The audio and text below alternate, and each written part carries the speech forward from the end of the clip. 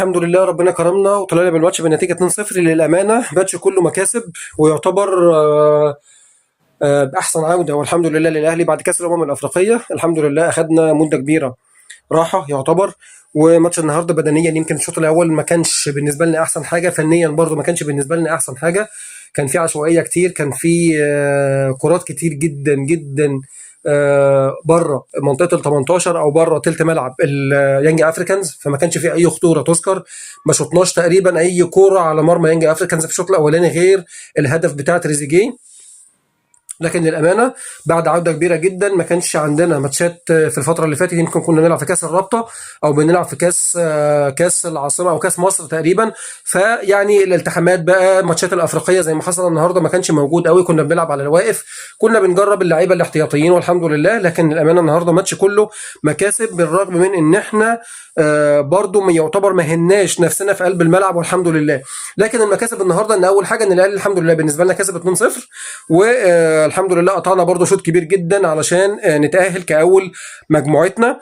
فده اول مكسب. تاني مكسب انه مروان عثمان النهارده لاول ماتش بيشارك فيه النهارده وبيلعب اساسي، ده اكبر دليل على انه المدير الفني للنادي الاهلي يستروب شايف ان الراجل ده من اول تدريب او اتنين مع الفريق ممكن يكون بالنسبه لنا اضافه كويسه، وممكن يكون على الكلام اللي اتقال على صفقه مروان عثمان قبل ما يجي النادي الاهلي ان هو كويس، بيعرف يتحرك، بيعرف التمركز بتاعه كويس، بيعرف ازاي بيروح يمين او شمال او يقف او يجري او الكلام ده.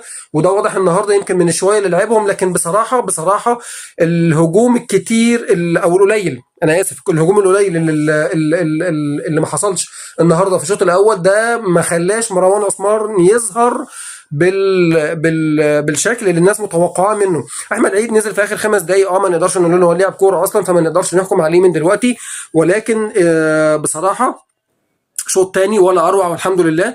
تريزيجيه يعني هدفين عالميين بصراحه، يعني حتى الار 2 ابن الذين بيعملها الراسيات بتاعته، حتى الراسيات بتاعته بيعملها ار 2، مع انه اصلا 99% من الار 2 بتاعته بتطلع يا يمين يا شمال يا تحت يا فوق يا تتمسك، يا بتطلع ضعيفه يا بتطلع فوق العارضه يا بتطلع في المدرجات اساسا. لكن سبحان الله في حاجات كده بتلقف معاه. يعني الجونين النهارده واحده بالراس ار 2 والثانيه برده هدف عالمي ار 2 جميل جدا للامانه.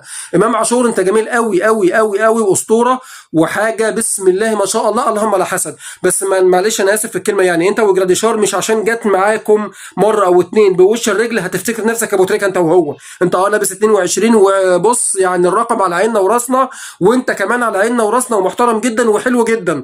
لكن ما تعمليش فيها ابو تريكه بجد بقى. وكل كوره كده الراجل كان بسم الله ما شاء الله 10 12 كوره كل ماتش بيجيب منهم 11 واحده منهم بتجلي. انت بالنسبه لك يمكن واحده هي اللي تظبط وبقيه فما تعملش فيها ابو تريكه. الله يبارك لك يا رب. احنا متقبلينك كده وانت حلو جدا كده وجميل جدا كده ومحترم جدا كده. كمل زي ما انت وبلاش شغل ابو تريكه ده قشطه.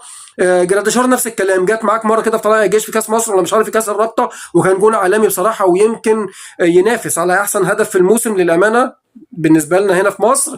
ولكن برضو مش كل مره. يعني انت الكره الثانيه دي انا عايز اقول لك ان الاهلي لو متعادل والكره الثانيه دي بالنسبه لك لو ما جاتش انت يعني الست الوالده كانت للامانه يعني بصراحه ما كانتش هتسلك من تحت جمهور النادي الاهلي.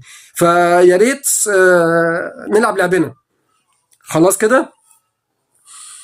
فنيا ما نقدرش نقول ان الاهلي كان احسن حاجه وما نقدرش نقول ان هو كان اوحش حاجه. الاهلي لعب الحمد لله على قد ما هو كويس قوي بدنيا، ما كانش يمكن زي ما قلنا في الاول قوي قوي، ولكن الحمد لله قدرنا النهارده نطلع من الماتش ب3 نقط، وقدرنا نرجع تاني ناخد حساسيه بقى ايه ماتشات لعب الاهلي والكلام ده. فيا ريت ربنا يكرمنا ونكمل على كده، والحمد لله بقى الناقص يكمل في الفتره اللي جايه. وشكرا.